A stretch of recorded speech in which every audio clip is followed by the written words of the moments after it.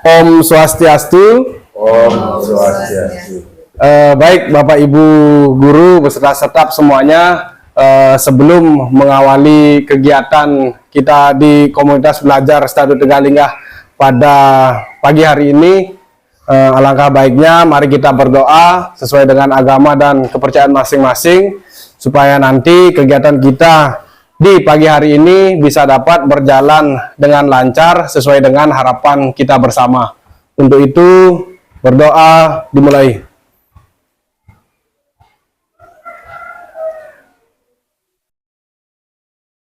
Berdoa selesai. Puji syukur saya panjatkan ke hadapan Ide Sang Yang Widi Wase atau Tuhan Yang Maha Esa, karena berkat rahmat beliaulah kita semua bisa dapat berkumpul di sini dalam acara sosialisasi rencana tindak lanjut yang sudah saya kerjakan sebelumnya selama mengikuti diseminasi PKG PJOK program dari BGP Bali di tahun 2024. Nah, dapat kami sampaikan susunan acara kita pada pagi hari ini itu adalah yang pertama pembukaan, nah kemudian yang kedua adalah doa, dan yang ketiga adalah presentasi, nah kemudian yang keempat tanya jawab dan masukan, dan yang terakhir yang kelima adalah penutup. Nah kemudian saya lanjutkan acara yang pertama dan yang kedua, pembukaan dan berdoa sudah kita lewati. Nah maka untuk hari ini, untuk selanjutnya kita akan laksanakan kegiatan atau susunan acara yang ketiga, yaitu presentasi. Jadi presentasi kita pada pagi hari ini saya akan mempresentasikan terkait rencana tindak lanjut yang sudah saya kerjakan selama mengikuti kuliah PKG PJOK program dari BGP Bali di tahun 2024. Jadi rencana tindak lanjut yang saya kerjakan ini merupakan tugas akhir saya selama mengikuti pelatihan diseminasi PKG PJOK program dari BGP Bali, di mana rencana tindak lanjut ini saya ambil judul menantang, yaitu akronim dari menantang ini adalah melestarikan permainan tradisional egrang. Nah, jadi penyusun saya sendiri, Ikomang Satria Adi Utama Pica. Nah, kemudian latar belakang dari menantang ini adalah seiring dengan perkembangan teknologi saat ini, kegiatan-kegiatan terkait dengan warisan leluhur perlahan mulai menghilang. Dengan kegiatan ini diharapkan akan kembali membangun ketertarikan bagi peserta didik untuk melestarikan kembali budaya yang sudah ada dan dikembangkan untuk menjadi sesuatu yang berguna bagi kita semua. Nah, kemudian selanjutnya adalah tujuan program. Jadi rancangan tujuan program saya di sini yaitu ada 5. Kemudian tujuan yang pertama adalah peserta didik dapat memahami dan mempraktekkan teknik dasar permainan egrang. Itu yang pertama. Nah, kemudian yang kedua, peserta didik dapat menghargai dan melestarikan permainan tradisional Indonesia. Kemudian yang ketiga, peserta didik dapat mengembangkan keterampilan motorik kasar dan keseimbangan tubuh. Nah, kemudian tujuan program yang keempat adalah peserta didik dapat bekerja sama dalam tim untuk mencapai tujuan bersama, dan yang terakhir yang kelima adalah peserta didik dapat menumbuhkan rasa percaya diri dan keberanian.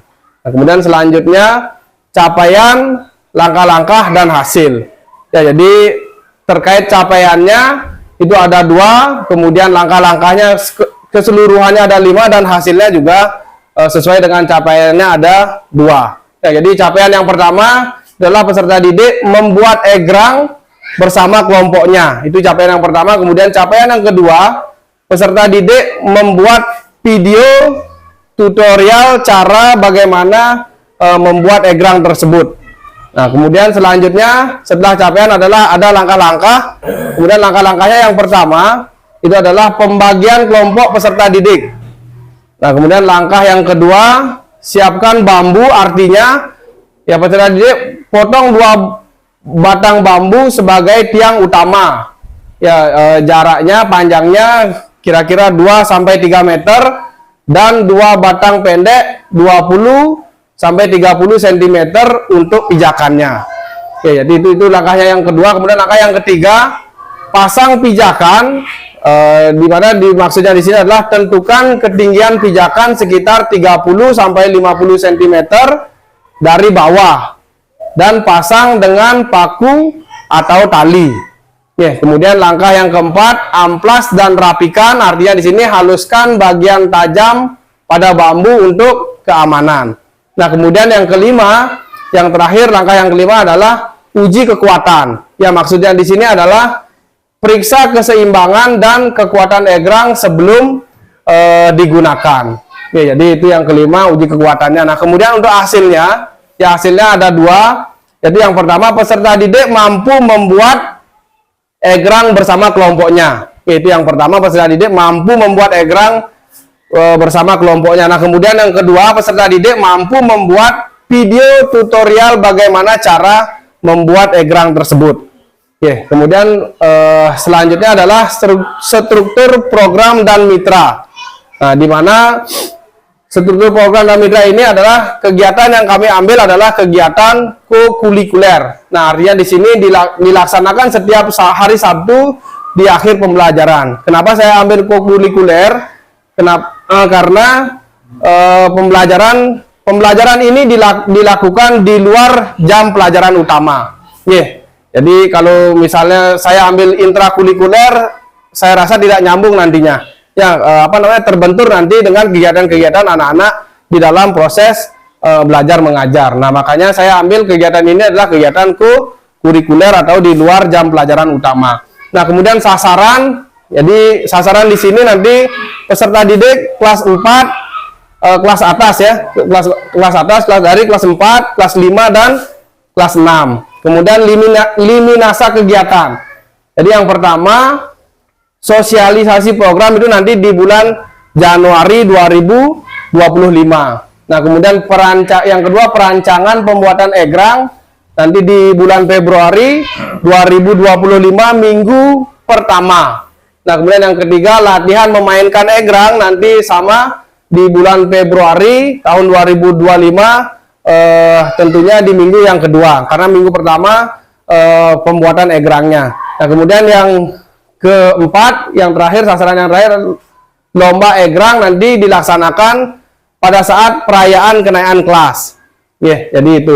Nah, kemudian selanjutnya adalah refleksi pada setiap kegiatan. Ya, refleksi di sini.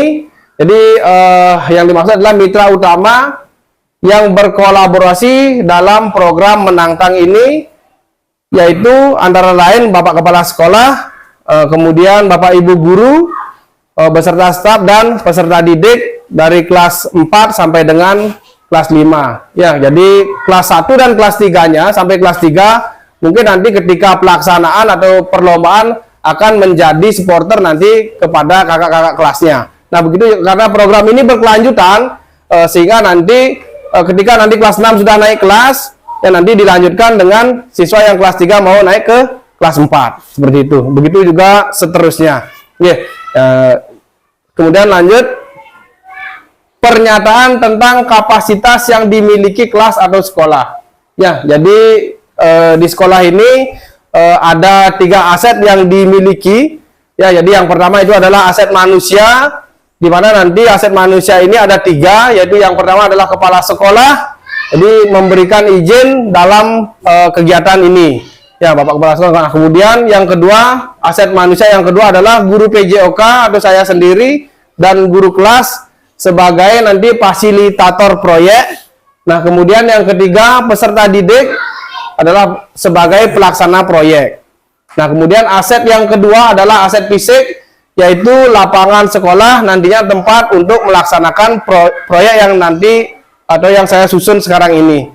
Nah, kemudian yang ketiga ada aset lingkungan, artinya di sini udara lingkungan yang bersih nanti sebagai pembelajaran PJOK yang nyaman. Ya, kemudian lanjut. Nah, strategi manfaat sumber daya aset yang ada. Jadi aset yang pertama adalah modal aset manusia, berupa siswa dan guru yang berkolaborasi dalam kegiatan menantang untuk meningkatkan kesehatan jasmani dan rohani peserta didik dan seluruh warga sekolah. Nah, kemudian yang kedua, aset atau modal fisik. Jadi di sini berupa halaman sekolah yang dapat mendukung terlaksananya program. Nah, kemudian yang ketiga, itu ada aset finansial berupa dana BOS yang mendukung pembiayaan terlaksananya program ini. Nah, kemudian yang keempat, ada aset atau modal politik. Jadi yang dimaksud dengan modal politik ini adalah berupa kewenangan kepala sekolah yang mendukung dan mengevaluasi terlaksananya program. Ya, kemudian yang selanjutnya, modal lingkungan, modal aset lingkungan adalah berupa udara lingkungan yang bersih sebagai lingkungan pembelajaran PJOK yang nyaman. Nah, kemudian yang terakhir, modal aset yang terakhir adalah modal sosial. Ya, jadi dimaksud di sini berupa norma dan aturan yang berlaku berupa kesepakatan kelas yang telah dibuat dan disepakati bersama. Ya, kemudian lanjut. Rencana dan evaluasi. Nah, jadi yang pertama, pembuatan rangkaian egrang. Jadi evaluasinya dilakukan di setiap kegiatan. Itu yang pertama. Kemudian yang kedua, cara evaluasi atau observasi langsung saat pembuatan dan refleksi peserta didik. Nah, kemudian yang ketiga, sumber data atau hasil observasi dan hasil refleksi. Kemudian yang keempat, penampilan ulangi yang selanjutnya, penampilan egrang. Nah, penampilan egrang di sini yang dievaluasi adalah evaluasi dilakukan di setiap kegiatan. Kemudian yang kedua, cara evaluasi atau unjuk kinerja kelompok dan wawancara. Nah, kemudian evaluasi penampilan egrang ini yang ketiga, sumber data atau unjuk kinerja kelompok dan wawancara. Nah, kemudian selanjutnya, kemungkinan, tantangan, dan solusi. Ya, jadi kemungkinan, tantangan, dan solusi ini, tantangannya adalah yang pertama, kesulitan merancang atau membuat egrang. Ya, kemudian tantangan yang kedua adalah keaktifan anggota kelompok masing-masing kelompok. Ya, kemudian solusinya, jadi solusinya di sini yang pertama, membimbing langsung dan memberikan referensi lainnya. Kemudian yang kedua, membuat pembagian tugas di masing-masing anggota kelompok. Dan yang terakhir, solusi yang terakhir adalah memberikan tutorial secara langsung atau memberikan video referensi. Nah, sekian yang dapat saya sampaikan terkait rencana tindak lanjut yang sudah saya kerjakan. Nah, untuk sesi selanjutnya kita akan masuki sesi yang keempat, yaitu sesi tanya jawab dan masukan. Nah, kemudian untuk apabila ada masukan dari rekan-rekan semuanya, teman-teman sejawat semuanya, atau ada yang mau bertanya, untuk waktu dan tempat, Tiang persilahkan. Baik, itu Ya, silakan Pak Agus. terima kasih Pak Man. Pak Komang, di sini tadi disampaikan bahwa peserta didik di sini membuat proyek yaitu berupa engrang, ya. Iya, benar. Engrang, ya. Iya. Nah, yang saya tanyakan di sini nanti mau diapakan engrang tersebut atau kelanjutannya bagaimana untuk tindak lanjutnya? Terima kasih Pak Man. Oke. Baik, terima kasih Pak Agus atas pertanyaannya. Jadi pertanyaan Pak Agus tadi mau dibagaimanakan kelanjutannya egrang tersebut, seperti itu ya. Nah, jadi kelanjutannya, nah egrang yang sudah dibuat oleh peserta didik ini nantinya akan diupload ke media sosial peserta didik maupun media sosial yang dimiliki oleh sekolah kita ini. Sehingga nanti masyarakat luas tahu bahwa sekolah kita sudah aktif dalam program program tradisional ini sudah aktif di sekolah kita. Sehingga masyarakat luas tahu dan tentunya nanti bisa menginspirasi bagi sekolah-sekolah lainnya. Nah, itu yang pertama. Nah, kemudian yang kedua, egrang ini nantinya akan diarsipkan. Akan diarsipkan. Tujuannya diarsipkan adalah untuk memenuhi atau syarat nanti ketika akreditasi di kemudian hari. Mungkin hanya sekian, Agus. Terima kasih Pak. Mungkin ada lagi yang mau bertanya atau memberikan masukan, kami persilahkan. Silakan. Terima kasih atas waktunya. Melalui kesempatan ini rasanya sudah sangat bagus dan antusias untuk guru bidang studi olahraga, dan Tipian mungkin hanya bisa memberikan suatu masukan atau saran nantinya untuk kedepannya. Nah, yang pertama, yang awali dengan Om Swastiastu. Om Swastiastu. Terima kasih kepada Pak Komang sudah menyajikan panjang lebar yaitu mengenai program diseminasi PJOK dari BGP Bali tentang egrang. Nah, ini sangat penting. Kenapa dibilang sangat penting? Karena belakangan ini dengan perkembangan zaman, jadi permainan tradisional sudah semakin terkikis. Nah, dengan harapan, dengan melihat latar belakang tadi, dengan permainan tradisional, harapan dari pendidikan ini semoga permainan tradisional yaitu di bidang olahraga agar dilestarikan supaya tidak punah, karena belakangan ini sudah jarang dilakukan di sekolah-sekolah. Misalkan selain egrang ada juga megale-gale atau lomba sodor. Nah, mungkin itu nanti Pak Komang coba untuk mengkolaborasikan di sekolah kita khususnya, agar nanti permainan tradisional di SD Ketuk Tegalingah lebih banyak dan lebih bermanfaat bagi siswa. Dan seperti dikatakan tadi, agar permainan tradisional bisa dikenal oleh masyarakat melalui anak-anak.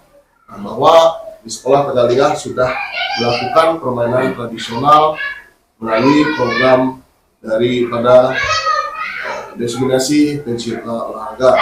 Dan Tipian ucapkan banyak terima kasih kepada BGP Bali sudah menjadi wadah dalam memberikan pembelajaran PJOK pada umumnya melalui program diseminasi PJOK tahun 2024. Semoga berguna untuk pendidikan olahraga secara menyeluruh dan khususnya di SD 1 Tegalingah agar bisa bermanfaat dan dilanjutkan permainan tradisional ini untuk kedepannya supaya tidak punah dan bersinar dan menjadi suatu inspirasi atau menjadi suatu kebanggaan, karena sekolah kita sudah melakukan yang namanya permainan tradisional melalui egrang atau sodor dan ciplak mungkin itu mungkin nanti digali apa-apa saja atau dikembangkan atau dirundingkan sama teman-teman melalui kegiatan ini sangat bermanfaat dan sangat bagus, agar nantinya dari BGP Bali berkelanjutan lah memberikan suatu pembelajaran diseminasi PJOK kepada guru olahraga yang belum mendapatkan kesempatan untuk berikutnya. Itu aja dari Pak Komang. Menurut saya penyampaian dan materinya sudah bagus. Semoga nanti Pak Komang bisa berhasil untuk mewujudkan ini dan tentunya akan didukung oleh teman-teman sejawat atau para guru-guru yang lebih senior atau dan juga peserta didik yang dari 1 Tegalingah dan antusias. Itu harapan Tipian. Semoga ini tidak hanya di teori saja, ini dilakukan Pak Komang ya di sekolah kita. Ya, untuk itu yang kembalikan yang pertanyaan baik, terima kasih Bapak Kepala Sekolah terkait masukannya. Tadi terselip disampaikan bahwa supaya program ini berkelanjutan. Nah, setelah egrang nanti supaya olahraga lainnya atau permainan tradisional lainnya diupayakan supaya tetap dilestarikan. Jadi setelah egrang ini mungkin nanti di tahun berikutnya saya akan rancang terkait permainan tradisional yang lainnya. Contohnya megale-gale seperti yang tadi disampaikan. Mungkin di tahun-tahun berikutnya yang akan, kalau sudah ini sudah dirasa sukses dan terlaksana dengan baik, nanti kemudian di tahun berikutnya akan kami lanjutkan di di permainan tradisional yang lainnya. Oke, mungkin hanya sekian Bapak Kepala Sekolah. Yang lainnya ada yang mau memberikan masukan, ada yang mau bertanya? Tambahan dikit, Pak. Nanti kalau memang program-program ini memerlukan biaya, nanti silakan koordinasi sama bendahara sekolah mengenai apa yang diperlukan dan apa tindak lanjut yang harus dibiayai. Nah, silakan nanti masukkan ke dalam standar itu, pembiayaan. Lebih lanjutnya berkoordinasi dengan yang selaku kepala sekolah, dengan Pak Bendahara, dan itu juga dengan guru yang lain. Kalau memang saya nantinya membuat sesuatu dalam hal memerlukan dana mengenai pembelajaran anak, silakan berkarya. Saya dukung dengan sepenuhnya bila Bapak Ibu berkarya dengan sangat antusias dan efektif sesuai dengan perkembangan zaman. Ya, silakan dan terima kasih. Baik, terima kasih Bapak Kepala Sekolah. Nah, kemudian selanjutnya jika tidak ada yang mau memberikan masukan dan tidak ada lagi yang mau bertanya, mungkin saya rasa presentasi untuk hari ini Tiang cukupkan sampai di sini.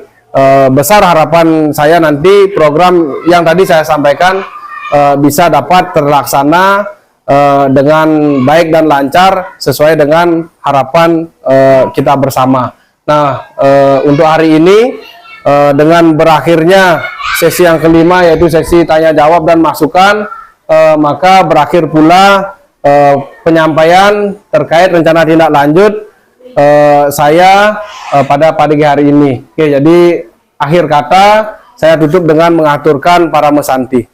Om Santi Santi Santi Om. Terima kasih.